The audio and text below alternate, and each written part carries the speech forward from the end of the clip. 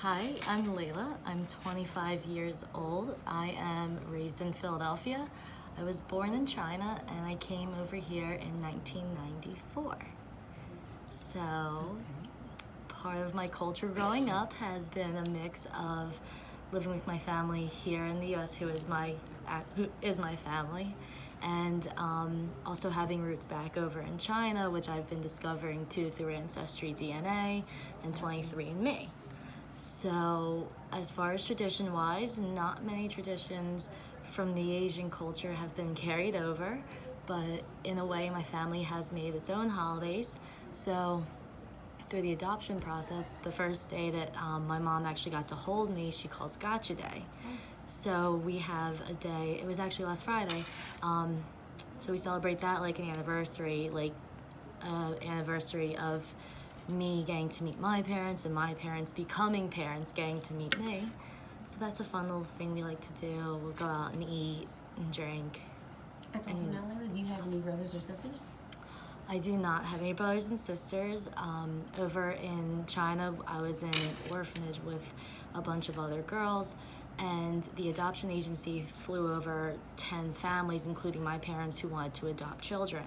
So with them being part of the process with the other families, they've kind of created us as like sisters. So we all went through the same process together, and we keep in touch on Facebook, Instagram, all that. So it's pretty cool how we all can share the same story together as well. It was also in the middle of the OJ case as well. Oh, wow. My parents were flying over to China when he was in the Bronco. So when they got into China and saw like the news, they're like, "What's going on in America? Like, what's Were they happening?" able to get back, like, okay, was everything fine by then? Yeah, they just like came into that whole big mess, you know. So they were just like trying to play catch up, and also what day is it, and becoming new parents as well with little kids. So That's awesome. their whole world was going nuts. Now, do you find that with American parents, have they wanted to bridge the gap with your previous, with your heritage coming from China? Do they, as a younger child, did they try to incorporate those things from China into your life, or were you more so just kind of not introduced, but Not interested. well, not necessarily not interested, but were you kind of just put into just Americanism? Do you find that you wanted to look more into your background and your history as you got older? Definitely as I got older. So growing up like with how things were in China back in like 1993, 1994, it was very different. So under communist, lead and all that, I don't have any like previous medical history. I don't have any clue about my parents. So a lot of it is left up to, who knows. But as far as like being over here in the States, my parents have definitely growing up incorporated me into like Chinese classes to learn how to speak. But it's kind of one of those things, if you don't use it then you lose it type of languages at home. So it was very hard for me to kind of keep up with like my normal studies and camps, and also try and like learn a language that was never spoken at my home. And so eventually as I got older it just kind of fell off. Okay. But I still think like the history and the culture and all that kind of cool stuff still definitely does interest me. I think maybe in a different point of time in my life I could dive more into it, but that's also why I did the DNA test kits, to see more about my past, to see like I guess where my parents were from and why like I look the way I do. Have you found any information on your parents as of today? No, there was no record of me. So I didn't even have a birth certificate. Okay. So I had one made up here. I swear I'm legal. So do you find that because since you did come over here at the young tender age of 2, you are considered an American citizen? Do you find that we as a nation, the U.S., that we incorporate other nations and other cultures? Do you find it's easy to look into information in the U.S. to find out more, like you said, about your Chinese culture because of the fact that you left at such a young age? Do you find that we can we make it easy to be of a different nationality, but you can still find information and find things to do and things like that that are incorporated with your nationality. Not only in the city of Philadelphia, but in our, you know, in the nation. Do you find it? Is that easier? Is it easy for you? Do you see that we kind of here on a national cultural standpoint, we make it easy for other cultures to thrive in the U.S., so to speak? So I definitely think as far as like grasping information, it's gotten a lot easier considering since of like the huge technology boom that's happened and a bunch of programs and associations reaching out to like Asian American people, and they have, you know, we have all Chinatown and we have libraries, so the breadth of knowledge isn't limited at all, and the groups and people that we can reach out to, they're definitely there.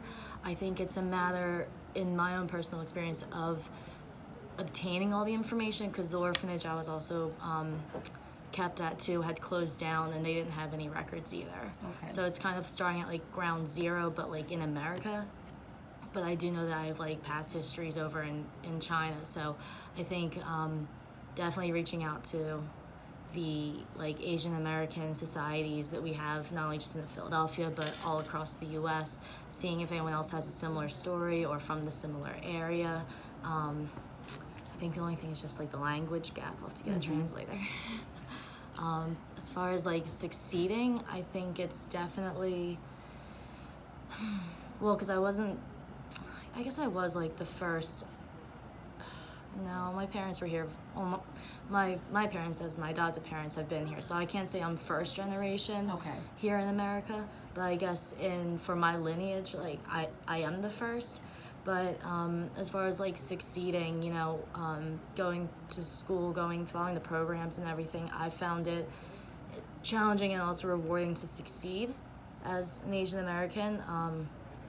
There's, what's what am I looking for?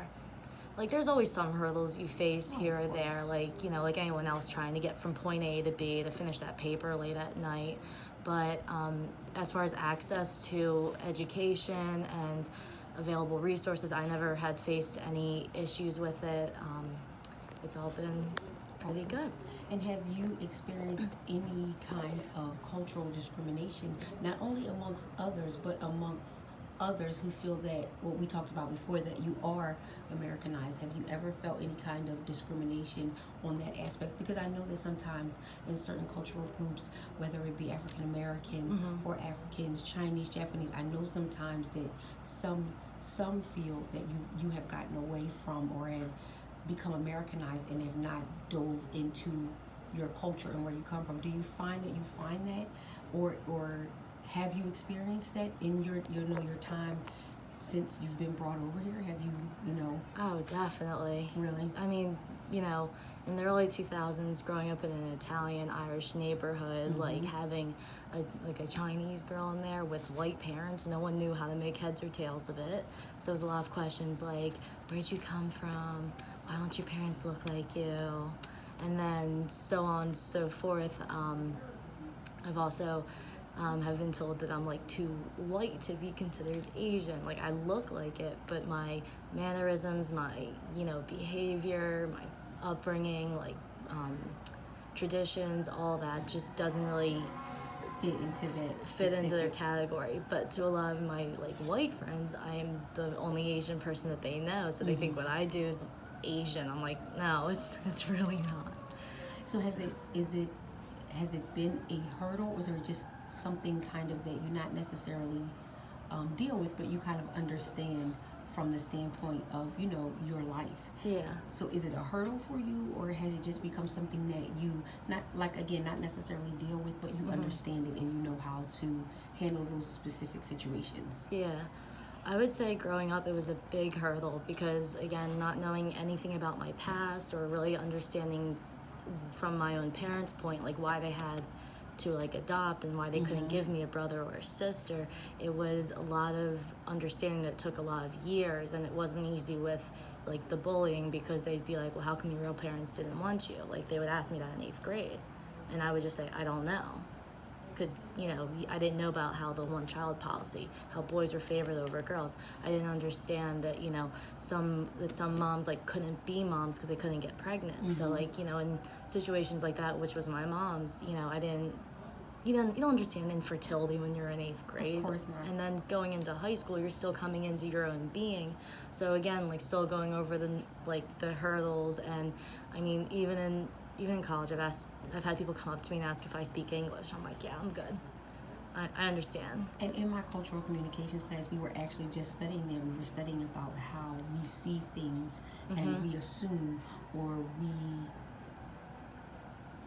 we try to make that assumption that we automatically can guess that because of the way you look, you may not or you don't. Because in this nation, we see those, like you said, you have the issue of being an American or a non-American. So it's those two separate things. But I just want to say thank you so much for taking the time to speak with me this morning. Layla, I think you're a wonderful person. Beautiful inside and out. And anyone who knows you knows that you have a tremendous personality to light up a room. So whatever culture you identify with, I think that you shine no matter what. Whether it be Asian, whether it be whatever. So your parents are super lucky to have you, and I'm sure that you have made them extremely proud. So again, thank you for taking the time out to meet with me this morning. I appreciate it. Thank you for having me.